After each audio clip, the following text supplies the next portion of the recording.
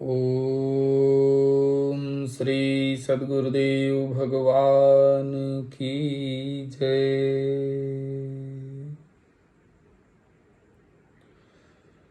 ओम जय गुरुदेवं जय गुरुदेव। स्वामी शरण शरण शरण प्रभुले। ओम जय गुरुदेवं जय गुरुदेव। गुरु राखहि जे कोप विधाता, गुरु विरोध नहीं को जग त्राता। गुरु के वचन प्रतीत न जाई, सपने हूँ सुगमन सुख सिधिताई। ओम जय गुरुदेवं जय गुरुदेव। स्वामी अशरण शरण शरण प्रभुले। ओम जय गुरुदेवं जय गुरुदेव। ओम श्री सद्गुरुदेव भगवान की जय। राम राम मेरे युवा साथियों, मित्रों, भाइयों, बहनों, माताओं, पिता तुल्य बुजुर्गों, आप सभी को राम राम, सादर प्रणाम। मैं नित्य प्रतिदिन गीता का पाठ करके आपके समक्ष एक छोटा वीडियो क्लिप बना के प्रस्तुत करता हूँ। उसी क्रम में मैं कल श्रीमद् भगवद गीता भाष्य यथार्थ गीता का दूसरे अध्याय का 20वां श्लोक समाप्त किया हूँ। आज मैं 21वां श्लोक से शुरू करूंगा। देखें। ओम श्री सद्गुरुदेव भगवान की जय। वेदा विनाशिनं नित्यं येनमजमव्ययं, कथं स पुरुषः पार्थ कं घातयति हन्तिकम्। पार्थिव शरीर को रथ बनाकर ब्रह्म रूपी लक्ष्य पर अचूक निशाना लगाने वाले प्रथापुत्र अर्जुन, जो पुरुष इस आत्मा को नाश रहित, नित्य, अजन्मा और अव्यक्त जानता है, वह पुरुष कैसे किसी को मरवाता है और कैसे किसी को मारता है। अविनाशी का विनाश असंभव है, अजन्मा जन्म नहीं लेता, अतः शरीर के लिए शोक नहीं करना चाहिए। इसको उदाहरण से स्पष्ट करते हैं। वासांसि जीर्णानि यथा विहाय, नवानि गृह्णाति नरोपराणि, तथा शरीराणि विहाय जीर्णान्यन्यानि संयाति नवानि देहि। जैसे मनुष्य जीर्णानि वासांसि, जीर्ण शरीर, जीर्ण शीर्ण पुराने वस्त्रों को त्याग कर नए वस्त्रों को ग्रहण करता है, ठीक वैसे ही यह जीवात्मा पुराने शरीर को त्याग कर दूसरे नए शरीर को धारण करता है। जीर्ण होने पर ही नया शरीर धारण करना है तो शिशु क्यों मर जाते हैं। यह वस्त्र तो और विकसित होना चाहिए। वस्तुतः यह शरीर संस्कारों पर आधारित है। मित्रों ध्यान दीजिएगा, श्रीमद् भगवद गीता और यथार्थ गीता में बस यही थोड़ा सा अंतर है कि श्रीमद् भगवद गीता में बस केवल श्लोक है और उसका अर्थ है, और परम पूज्य स्वामी जी ने उसको और अच्छे से समझाने के लिए अपने अनुभव को डाला है, इसलिए इसका नाम यथार्थ गीता है। यहाँ पे देखिए एकदम स्पष्ट उन्होंने बता दिया कि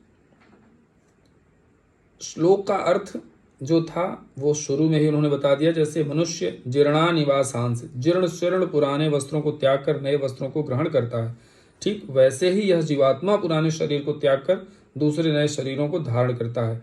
बस इतना ही इस श्लोक का अर्थ है। जीर्ण होने पर ही नया शरीर धारण करना है तो शिशु क्यों मर जाता है, यह कंक्लूजन परम पूज्य स्वामी जी ने दिया है। इसको ध्यान से सुनिएगा। यह वस्त्र तो और विकसित होना चाहिए। वस्तुतः यह शरीर संस्कारों पर आधारित है। आपका जो जन्म होता है वो आपके संस्कार के आधार पर जन्म होता है। जब संस्कार जीर्ण होते हैं तो शरीर छूट जाता है। यदि संस्कार 2 दिन का है तो दूसरे दिन ही शरीर जीर्ण हो गया। इसके बाद मनुष्य एक श्वास भी अधिक नहीं जीता। संस्कार ही शरीर है। आत्मा संस्कारों के अनुसार नया शरीर धारण कर लेता है। अथ खलु क्रतुमयः पुरुषो यथा क्रतुरस्मिल्लोके पुरुषो भवति तथेततः प्रेत्य भवति। ये छांदोग्योपनिषद में है। अर्थात यह पुरुष निश्चित ही संकल्पमय है। इस लोक में पुरुष जैसा निश्चय वाला होता है वैसा ही यहाँ से मर कर जाने पर होता है। अपने संकल्प से बनाए हुए शरीरों में पुरुष उत्पन्न होता है। इस प्रकार मृत्यु शरीर का परिवर्तन मात्र है। आत्मा नहीं मरता।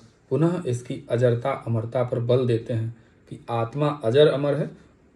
उसको भगवान श्री कृष्ण बता रहे हैं। नैनं छिन्दन्ति शस्त्राणि नैनं दहति पावकः न चैनं क्लेदयन्त्यापो न शोषयति मारुतः। अर्जुन, इस आत्मा को शस्त्रादि नहीं काटते, अर्थात शस्त्रों से काटा नहीं जा सकता। अग्नि इसे जला नहीं सकती, जल इसे गीला नहीं कर सकता और न वायु इसे सुखा ही सकता है। अक्षेद्यो यमदाह्यो यमक्लेद्यो शोष्य एव च नित्यः स्वर्गतः स्थाणु रचलोऽयं सनातनः। यह आत्मा अक्षेद्य है, इसे छेदा नहीं जा सकता। यह अदाह्य है, इसे जलाया नहीं जा सकता। यह अक्लेद्य है, इसे गीला नहीं किया जा सकता। आकाश इसे अपने में समाहित नहीं कर सकता। यह आत्मा निस्संदेह अशोष्य, सर्वव्यापक, अचल, स्थिर रहने वाला और सनातन है। अर्जुन ने कहा कि कुल धर्म सनातन है। अभी पहले अध्याय के लास्ट में अर्जुन ने कहा कुल धर्म सनातन है, ऐसा युद्ध करने से सनातन धर्म नष्ट हो जाएगा। किंतु श्री कृष्ण ने इसे अज्ञान माना और आत्मा को ही सनातन बताया। आप कौन हैं? सनातन धर्म के अनुयायी। सनातन कौन है? आत्मा। यदि आप आत्म पर्यंत दूरी तय करने वाली विधि विशेष से अवगत नहीं है तो आप सनातन धर्म नहीं जानते। इसका कुपरिणाम सांप्रदायिकता में फंसे धर्म भीरू लोगों को भोगना पड़ रहा है। मध्यकालीन भारत में बाहर से आने वाले मुसलमान मात्र 12,000 थे। आज 28 करोड़ हैं। 12,000 से बढ़कर लाखों हो जाते, अधिक से अधिक करोड़ के लगभग हो जाते, और कितने हो जाते? यह 28 करोड़ से भी आगे बढ़ रहे हैं। सब हिंदू ही तो हैं, आपके सगे भाई हैं जो छूने और खाने से नष्ट हो गए। वे नष्ट नहीं हुए बल्कि उनका सनातन और परिवर्तनशील धर्म नष्ट हो गया। जब मैटर क्षेत्र में पैदा होने वाली कोई वस्तु इस सनातन का स्पर्श नहीं कर सकती तो छूने खाने से सनातन धर्म नष्ट कैसे हो सकती है? यह धर्म नहीं है, एक कुरीति परिस्थिति है जिसमें भारत में सांप्रदायिक वैमनस्य बढ़ा, देश का विभाजन हुआ और राष्ट्रीय एकता की आज भी समस्या बनी हुई है। इन कुरीतियों के कथानक इतिहास में भरे पड़े हैं। हमीरपुर जिले में 50-60 परिवार कुलीन क्षत्रिय थे। अर्धरात्रि में एक मौलवी उस गांव के एकमात्र कुएं के समीप छिप गए कि कर्मकांडी ब्राह्मण सबसे पहले यहाँ स्नान करने आएंगे। वहां वे आए तो उन्हें पकड़ लिया, उनका मुंह बंद कर दिया। उनके सामने उन्होंने कुएं से पानी निकाला, मुंह लगाकर पाया और बचा हुआ पानी कुएं में डाल दिया। रोटी का एक टुकड़ा भी डाल दिया। पंडित जी देखते ही रह गए, विवश थे। तत्पश्चात पंडित जी को भी साथ लेकर वे चले गए। अपने घर में उन्हें बंद कर दिया। दूसरे दिन उन्होंने हाथ जोड़कर पंडित जी से भोजन के लिए निवेदन किया तो वे बिगड़ पड़े। अरे तुम यवन हो, मैं ब्राह्मण, भला कैसे खा सकता हूँ? उन्होंने कहा, महाराज, हम आप जैसे विचारवान लोगों की बड़ी आवश्यकता है, क्षमा करें। पंडित जी को छोड़ दिया गया। पंडित जी अपने गांव आए, देखा लोग कुएं का प्रयोग पूर्ववत कर रहे थे। वे अनशन करने लगे। लोगों ने कारण पूछा तो बोले, यवन इस कुएं की जगत पर चढ़ गए थे। मेरे सामने उन्होंने इस कुएं को जूठा किया और इसमें रोटी का टुकड़ा भी डाल दिया। गांव के लोग स्तब्ध रह गए। पूछा, अब क्या होगा? पंडित जी ने बताया, अब क्या, धर्म तो नष्ट हो गया। उस समय शिक्षा का बहुत अभाव था। स्त्रियों और शूद्रों से पढ़ने का अधिकार न जाने कब से छीन लिया गया था।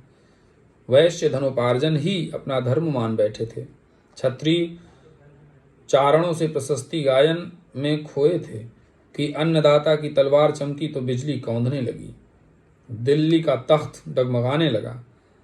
स्मशान सम्मान वैसे ही प्राप्त है तो पढ़ें क्यों? धर्म से उन्हें क्या लेना देना? धर्म केवल ब्राह्मणों की जीविका बनकर रह गया था। वे ही धर्म सूत्रों के रचयिता, वे ही उसके व्याख्याकार और वही उसके झूठ सच के निर्णायक थे। जबकि प्राचीन काल में स्त्रियों, शूद्रों, वैश्यों, क्षत्रियों और ब्राह्मणों को सबको वेद पढ़ने का अधिकार था। प्रत्येक वर्ग के ऋषियों ने वैदिक मंत्रों की रचना की है, शास्त्रार्थ निर्णय में भाग लिया है। प्राचीन राजाओं ने धर्म के नाम पर आडंबर फैलाने वालों को दंड दिया, धर्म परायणों का समादर किया था।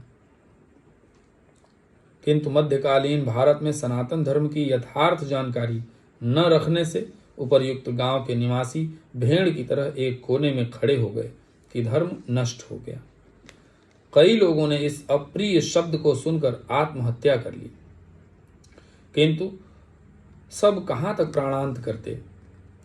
दूसरे गांव के लोगों ने खान पान, शादी विवाह में उन सबका सामाजिक बहिष्कार कर दिया। मौलवियों ने भी बहुत प्रलोभन दिया, किंतु अपने धर्म में अटूट श्रद्धा के कारण उन्होंने मौलवियों को भगा दिया।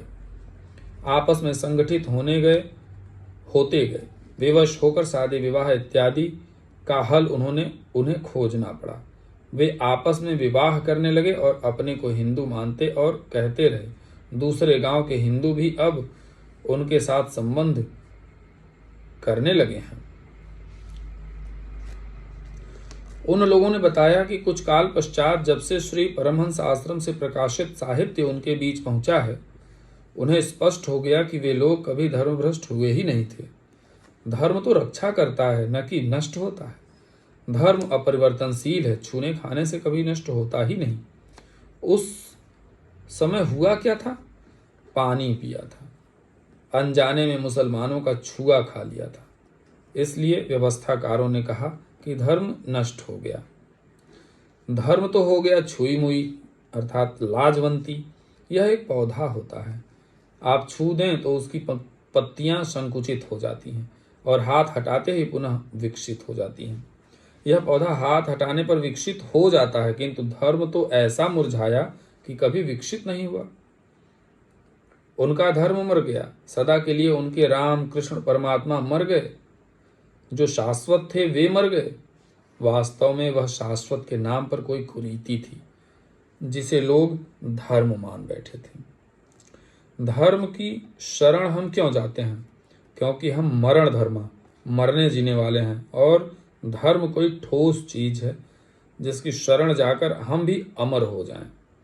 हम तो मारने से मरेंगे और यह धर्म केवल छूने और खाने से मर रहा है, तो उससे हम क्या आशा करें? धर्म तो आपकी रक्षा करता है, आपसे शक्तिशाली है। आप तलवार से मरेंगे, किसी शस्त्र से मरेंगे, और धर्म वह छूने से नष्ट हो गया। कैसा है आपका धर्म? कुरीतियां नष्ट होती हैं, न कि सनातन। सनातन तो ऐसी ठोस वस्तु है जिसे शस्त्र नहीं काटते, अग्नि जला नहीं सकती, जल इसे गीला नहीं कर सकता। खान पान तो दूर, प्रकृति में उत्पन्न कोई वस्तु उसका स्पर्श भी नहीं कर पाती, तो वह सनातन नष्ट कैसे हो गया? ऐसी ही कतिपय कुरीतियां महाभारत काल में भी थीं। उनका शिकार अर्जुन भी था। उसने विलाप करते हुए गिड़गिड़ा कर कहा कि कुल धर्म सनातन है, युद्ध से सनातन धर्म नष्ट हो जाएगा। कुल धर्म नष्ट होने से हम अनंत काल तक नरक में चले जाएंगे। किंतु श्री कृष्ण ने कहा, तुझे यह ज्ञान कहां से उत्पन्न हो गया? सिद्ध है कि वह कोई कुरीति थी। तभी तो श्री कृष्ण ने उसका निराकरण किया और बताया कि आत्मा ही सनातन है। यदि आप आत्मिक पथ नहीं जानते तो सनातन धर्म में आपका अभी तक प्रवेश भी नहीं हुआ है। जब यह सनातन शाश्वत आत्मा सबके अंदर व्याप्त है तो खोजा किसे जाए। इस पर श्री कृष्ण जो कहते हैं वो मैं कल बताऊंगा। आज का ये वीडियो काफ़ी लेंदी हो गया है, बस आज मैं इतना ही। इस वीडियो को बार बार आप देख लीजिएगा तो आप समझ जाएंगे कि सनातन क्या है, धर्म क्या है और सनातन धर्मी क्या है। इसमें आप समझ जाएंगे। बाकी अगर कुछ आपके अंदर भ्रांति रह जाएगी तो वो आगे निराकरण हो जाएगा। और 25वां श्लोक मैं कल पढ़ूंगा। आज के लिए बस इतना ही। राम राम। ओम श्री सद्गुरुदेव भगवान की जय।